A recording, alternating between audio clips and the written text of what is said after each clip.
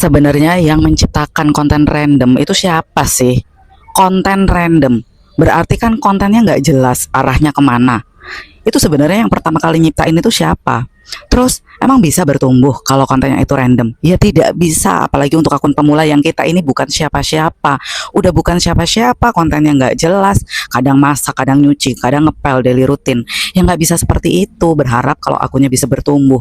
Siapa yang peduli sama kegiatan kita sehari-hari gitu kan, yang tidak menarik itu terus kita share di sosial media, nggak ada yang peduli. Apalagi kalau teman-teman belum bisa mengemasnya menjadi konten yang menarik, konten yang berkualitas, konten yang ada isinya, nggak ada komedinya, nggak ada apa, cuman teman-teman aku lagi mau bersihin kamar nih, aku mau masak nih, masakannya juga masakan sederhana yang ya tidak menarik. Itu namanya konten random, nggak berarah. Algoritma juga bingung nih, kenapa kok bingung? Jadi gini teman-teman, kalau konten kita ini terlalu random, ya bahasanya itu nggak jelas, konten kita ini nggak ada niche-nya, nggak ada temanya, kita ini tidak punya personal branding nantinya. Jadi yang akan mengarahkan kita memiliki personal branding adalah tema konten atau niche konten. Ketika niche konten kita itu tidak berarah, tidak jelas gitu, algoritma ini bingung mendistribusikan konten kita itu ke audiens yang mana.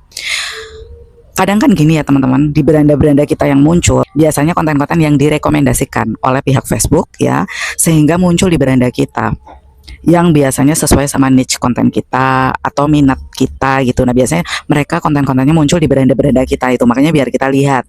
Nah kalau konten teman-teman random ya, maka algoritma ini bingung mendistribusikan konten kalian itu ke audiens yang mana. Kadang masak, kadang nyapu, ngepel, kadang jalan-jalan, kadang belanja, kadang kameranya goyang-goyang, nggak tentu arah gitu, cuman kayak cerita aja, nggak ada bobotnya, nggak ada value-nya. Endingnya apa teman-teman? Endingnya yang akan terjadi adanya algoritma tes lempar. Jadi kadang muncul di beranda orang, kadang enggak, kadang muncul, kadang enggak. Kapan FYP-nya? Ya nggak akan bisa kayak gitu FYP. Sekali mungkin bisa FYP kalau yang viral-viral ya, sekali dua kali, abis itu ya stuck lagi. Itu yang menyebabkan kenapa akun sulit bertumbuh. Jadi teman-teman, yang namanya menumbuhkan akun ya itu harus juga bisa disertai dengan membuat konten yang menarik, konten yang berkualitas. Itu yang membuat kita bertahan nantinya menjadi seorang konten kreator. Kalau kita tidak punya personal branding yang kuat, nanti orang-orang itu tidak tahu mengenal kita itu sebagai apa. Apakah sebagai, oh itu yang Mbak Gadis tuh yang sebagai edukator tuh Facebook tuh. Nah, oh itu tuh Mbak Gadis tuh yang itu loh yang suka bikin video masakan sederhana di tepi pantai misal. Nah, itu jadi kayak punya personal branding. Nah, personal branding itulah yang akan membuat kita bertahan dalam jangka waktu yang lama di sosial media.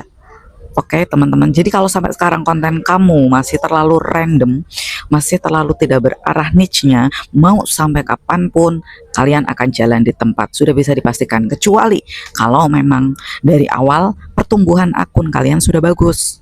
Beda hal itu. Kalau udah pertumbuhan akun kalian udah kuat, udah punya fondasi yang kuat, sudah terbaca algoritma penuh. Nah, kalian mau upload random biasanya akan tetap didistribusikan ke para audiens ya. Tapi kalau kalian baru akun pemula berharap akun random bisa menumbuhkan akun, tidak akan bisa sampai kapanpun.